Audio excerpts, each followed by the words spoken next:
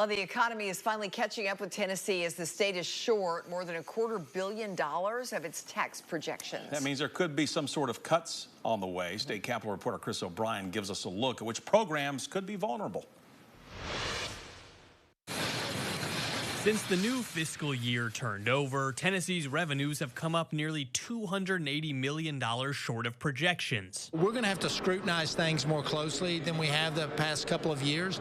That's not necessarily a bad thing. That's not to say Tennessee is struggling necessarily. Short revenue-wise is 40% higher than we were just before the pandemic. But the money has to come from somewhere, which means programs that have continuously been funded on a year-to-year basis or newer ideas that could cost the state some money likely could see the chopping block. Members are going to hear that we're not able to do some things that we were able to do in the past. Now, of course, what those things are, Republicans won't share until Governor Bill Lee finalizes his budget and gives us a peek during his State of the State address next Monday.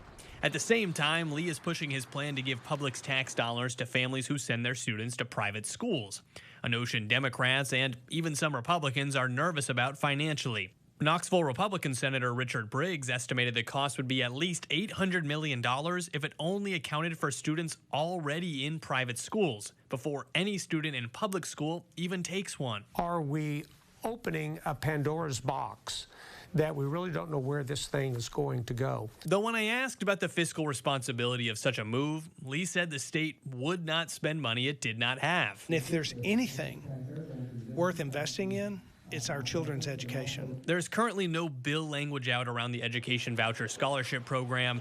The bill filing deadline is technically Thursday, but lawmakers tend to file amendments which make the bill well after that deadline.